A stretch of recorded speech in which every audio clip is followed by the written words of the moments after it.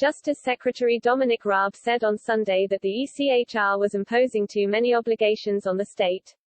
The UK Human Rights Act, passed in 1998, incorporates the European Convention on Human Rights into UK law.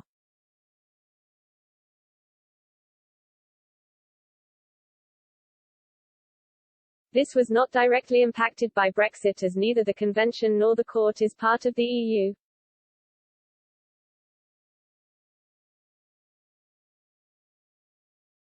Mr. Raab, himself a lawyer, said he is formulating a mechanism to allow the government to introduce ad hoc legislation to correct ECHR judgments when British ministers believe they are incorrect.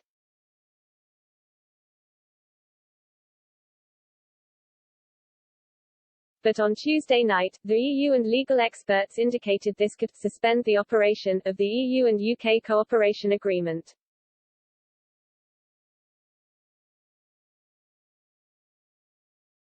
One Brussels insider warned to the Express that the move could be seen by European states as a move by the UK to put the proudness of Brexit above human rights.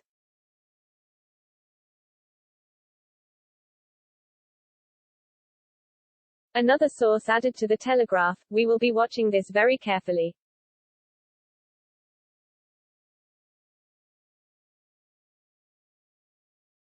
It could have a major impact on the EU-UK trade and cooperation agreement."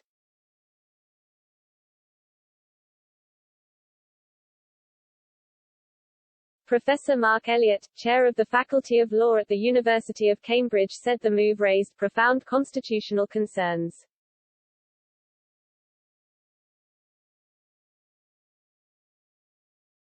Jessica Samore QC from Matrix Chambers said the move would be a step into a dark place for this country and the world.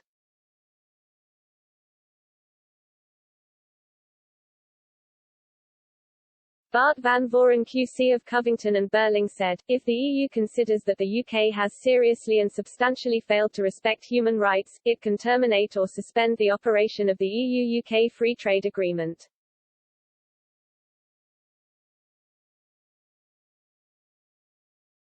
Labour's Shadow Justice Secretary David Lammy added, "Rape convictions are at historic lows and women are rapidly losing faith in the criminal justice system, while record backlogs have left the courts at breaking point."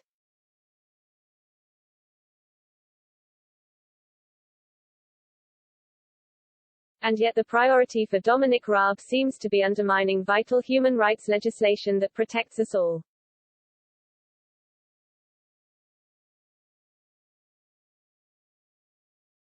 Instead of trying to weaken the rule of law, the Tories need to set out how they plan to fix the chaos they have created in the justice system.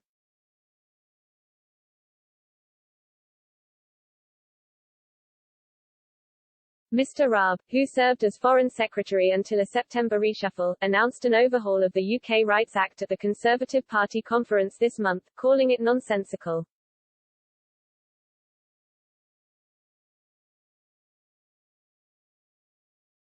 He said at the time that the reforms could be achieved without the UK pulling out of the European Convention on Human Rights.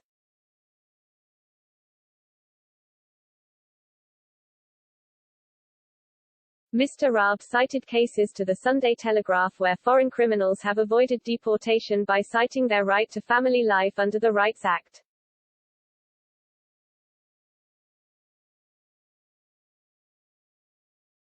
He also listed obligations imposed by the ECHR on military operations overseas and complained that under the current Rights Act, judges are required to take into account ECHR decisions when considering cases involving institutions such as the NHS state-funded health service.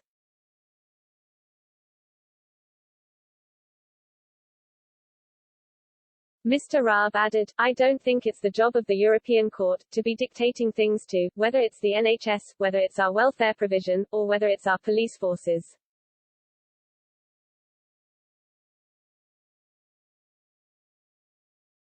He said he expected his planned reforms to be submitted for consultation in the next 2 months.